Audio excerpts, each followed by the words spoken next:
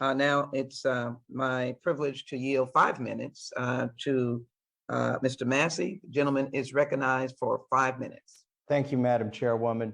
I want to thank you, Director Carvajal, for your staff being responsive to one of my inquiries about how many vaccination exemptions have been granted at the BOP. It looks like as of January 20th, there were 4,738 exemptions. Most of them were religious exemptions. Instead of asking you, I want to inform you that this has had a very negative effect on the morale of the officers. The fact that they are required to live under a vaccine mandate and the inmates are not. It's interesting that the inmates have more rights than the officers themselves. They also resent that they've had to apply for religious exemptions when in fact they should have been granted a medical exemption, but at least some of them have been able to get the exemptions. And you may want to check in on whether you've completely suspended this mandate, because there are officers who are still required to do the weekly testing if they're not vaccinated per the mandate, and also to certify that they have a religious exemption. Even as of this week, they've had to do that. So, but I appreciate the accommodations that you have made, because it will negatively affect morale and recruiting if we do keep this vaccine mandate in place. I want to ask you how many correctional officers were budgeted for the BOP by Congress? I think I'll give you my number. It's not a gotcha. The number I have, I'm just trying to see if it's correct, is 20,446. Yes, Congressman. Again, I appreciate the opportunity to clarify that. Specific correctional officers, what we call the correctional officer that work those posts, is approximately 14,000. The 20,000 you're referring to is 6,000 additional support positions that fall under the correctional officer series. This is a classification issue, and it's often confusing. That encumbers other positions that work in correctional services, but the actual true correctional officers that we look at is approximately 14,000. Have the 6,000 been hired? We have currently, Congressman, about 1,100 correctional officer vacancies right now. Almost half of those are at 7 locations that are hard to fill. Okay.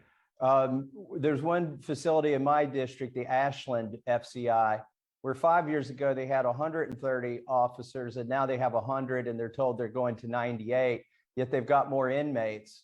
And we see that augmentation is being used there. So I'm concerned that the inmates are going up and the officers are going down, because I'd like for it to be a safe environment. And I think if it's understaffed, it's not safe. Also, they're utilizing overtime virtually every day at that facility. And it would be cheaper for the taxpayers if we had more slots filled.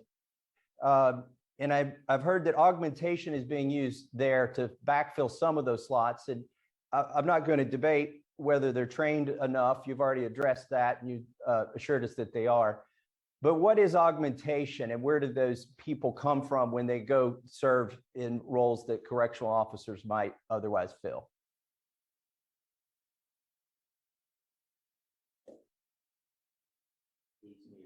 Oh, I think you're muted, Director. Sorry. Augmentation is a necessary tool that we use in our agency to make sure that we complete the first part of our mission first, and that's to keep everyone safe and secure in order to be able to do the second part of our mission, which is give people a chance to return. As you stated, we try not to do it, but it's certainly a tool that we have to use. We use people from other disciplines such as teachers, nurses, things of that nature. We try to limit that. Those decisions are based upon a roster locally. The CEO makes those determinations. I stated earlier, we have approximately 1,100 correctional officer vacancies. I'd like to stress, Congressman, that we are funded at 90%.